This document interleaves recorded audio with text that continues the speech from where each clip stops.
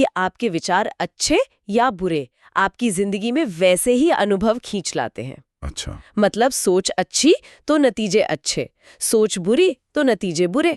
एकदम सिंपल फंडा, जैसा सोचोगे वैसा पाओगे। हाँ, और कई हिंदी स्रोत भी यही कहते हैं कि फोकस उस पर करो जो चाहिए, उस पर नहीं जिसकी कमी है। और इसके लिए तरीके भी बताते हैं। हाँ, दो चीजें बार बार आती हैं। एक तो विजुअलाइजेशन, यानी मन में तस्वीर बनाना कि वो चीज मिल गई है, और दूसरा है पॉजिटिव अफर्मेशंस, मतलब बार बार खुद से अच्छी बातें कहना कि हाँ ये मुमकिन है, ये मुझे मिल रहा है। और इसके पीछे लॉजिक क्या देते हैं ये लोग, कोई तर्क? तर्क ये दिया जाता है कि हमारे विचार और हमारी भावनाएं, फीलिंग्स, वो एक तरह की एनर्जी या फ्रीक्वेंसी छोड़ती हैं। फ्रीक्वेंसी जैसे रेडियो की होती है? हाँ, कुछ वैसा ही समझ लीजिए।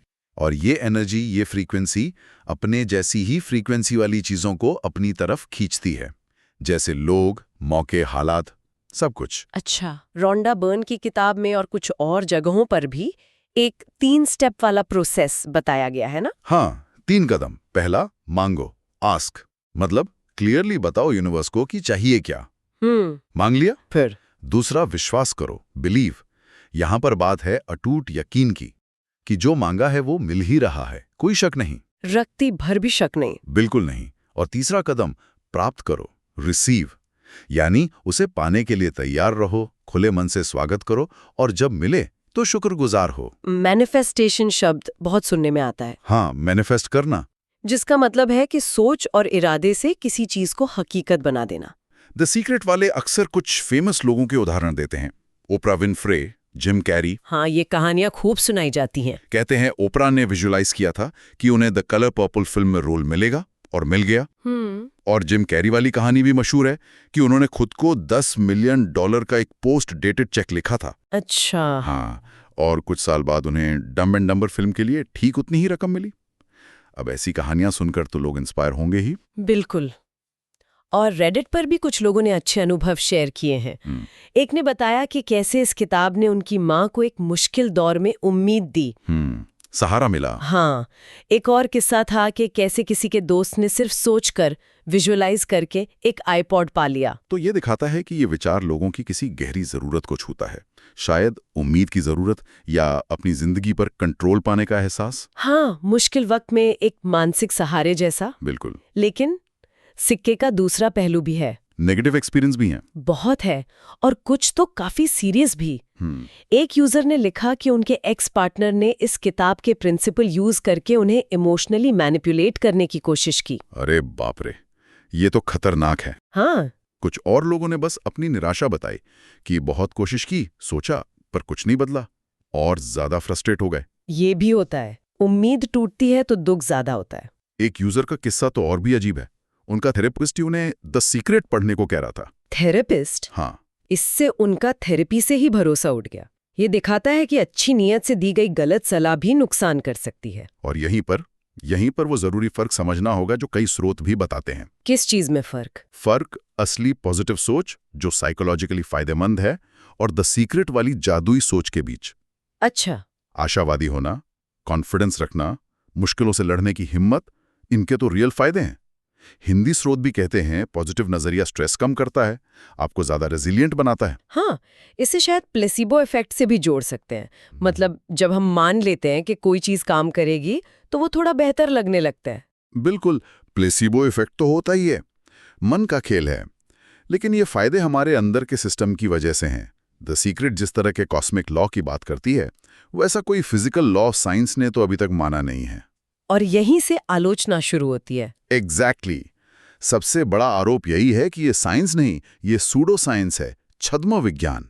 छद्म विज्ञान मतलब ऐसी बातें जो वैज्ञानिक होने का दावा तो करें, पर उनके पास न तो सबूत हों, न उन्हें साइंटिफिक तरीके से टेस्ट किया जा सके। इसके supporter quantum physics, energy, vibration जैसे बड़े बड़े शब्द तो यूज करते हैं। हाँ, सुनने में भारी लगते हैं। लेकिन फिजिक्स जानने वाले कहते हैं कि ये इन शब्दों का गलत इस्तेमाल है। विशेषज्ञ साफ कहते हैं कि हमारे विचारों का हिग्स बोसॉन या क्वांटम सुपरपोजिशन से कोई लेना देना नहीं है। ये बस सुनने में अच्छा लगता है, साइंटिफिकली बकवास है। फिजिसिस्ट इसे सीरियसली नहीं लेते। और कुछ स्रोत ये भी बताते हैं कि मिचियो काकू जैसे फेमस साइंटिस्ट का नाम भी गलत तरीके से जोड़ा जाता है, जबकि वो शायद इसे सपोर्ट नहीं करते कि लोग अपनी सोच से ही एक्सीडेंट, बीमारियां, गरीबी, यहाँ तक कि हॉलोकॉस्ट जैसी त्रासदियां भी अट्रैक्ट करते हैं। हाँ, एक यूजर ने बहुत तीखा सवाल पूछा था कि क्या इनका मतलब है कि लाखों यहूदियों ने बस ठीक से विजुलाइज नहीं किया था कि उनका नरसंहार न हो? उफ, ये तो बहुत ही असंवेदनशील बात है। और खतरनाक भी। सोचिए, जो लोग पहले से ही मुश्किल में हैं, उन्हें ये महसूस कराना कि वो खुद अपनी तकलीफ के जिम्मेदार हैं, ये तो उनकी पीड़ा और बढ़ा देगा। सही बात है। इसके अलावा क्रिटिक्स ये भी कहते हैं कि ये थ्योरी असल दुनिया की सच्चाइयों को एकदम नज़रअंदाज कर देती है।